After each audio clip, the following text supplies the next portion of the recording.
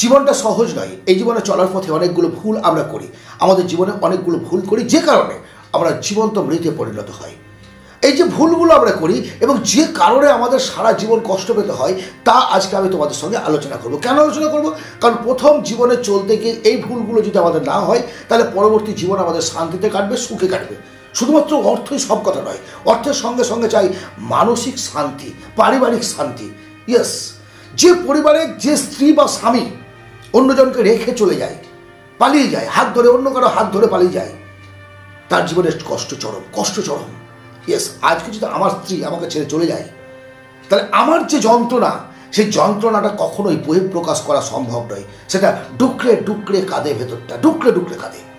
প্রিয় প্রেমিক বা প্রেমিকা, যাকে আমি চরম ভালোবেসেছিলাম, যাকে ছাড়া আমি চলতাম না, যাকে স্বপ্নে দিনে রাতে সব সময় দেখতাম, সে অন্য কোনো একজনের হাত ধরে চলে গেল, অন্য কোনো একজনের হাত ধরে চলে গেল। মনের মধ্যে যে যন্ত্রণা, যে ঝড় তখন ওঠে, সেটা সত্যি খুব কষ্টদায়ক, খুব কষ্টদায়ক। এই যে কথাগুলো বলছি না, যারা এর ভুক্তভোগী, একমাত্র তারা বুঝবে, একমাত্র তারা বুঝবে। আর যারা এখনো এর ভুক্তভোগী হয়নি, তারা আমি রিকোয়েস্ট করবো, অনুরোধ করবো জোরহাত করে, যে তোমরা এমন ধরনের ট্র্যাপে, এমন ধরনের ফাঁদে পা দেবে না। ইয়েস, ভুলে যাও তাকে যে তোমাকে ছেড়ে চলে গেছে। তুমি তাকে ভালোবেসেছো, ভালো কথা, কিন্তু সে তোমাকে ভালোবাসেনি, তোমাকে ব্যবহার করেছে, তোমাকে ব্যবহার করেছে। ইয়েস, যদি নিজেকে শান্তি দিতে চাও, ওই যে বললাম, সে স্ত্রী হোক বা স্বামী হোক, প্রেমিক হোক বা প্রেমিকা হোক, চলে যেতে দাও, চলে যেতে দাও। ঋণ করার পর যদি সেই ঋণটা পরিশোধ করতে না পারা যায়, সারা জীবন কষ্ট পেতে হয়। এক হচ্ছে আর্থিক কষ্ট, সামাজিক কষ্ট, পারিবারিক কষ্ট, চারিদিক থেকে কষ্ট। কারণ যে তোমাকে টাকা ধার দিয়েছে, সে চাওয়ার পরে যখন পেল না, তখন সে কিন্তু তোমার সম্পর্কে খারাপ কথা প্রত্যেকটা মানুষকে বলে বেড়াবে। দ্বিতীয় দরজা তোমার জন্য ধারের বন্ধ হয়ে গেল।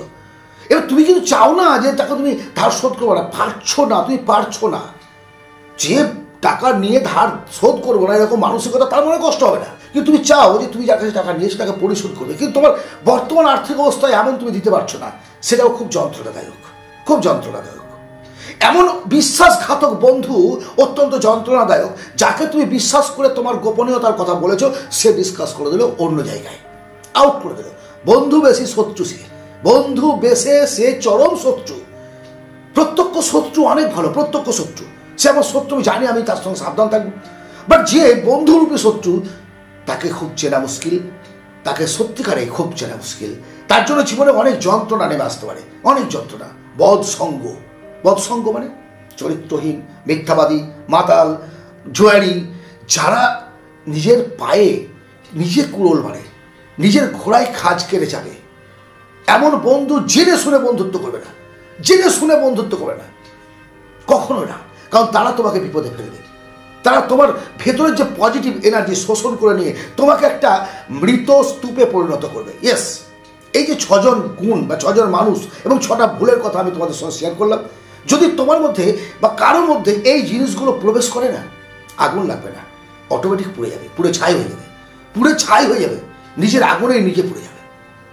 সে যদি শান্তি চাও, পারিবারিক শান্তি, মানসিক শান্তি, যদি একটা সুন্দর সমাজে নিজে মাথা উঁচু করে বাঁচতে চাও এবং তোমার যে পরিচিতি অ্যাঙ্গেল সেটাকে সুন্দর করতে চাও, যে কথাগুলো বললাম শোনো, তাদের থেকে দূরে থাকো এবং এই ধরনের ভুল যাতে দ্বিতীয়বার না হয় সেই চেষ্টা করো।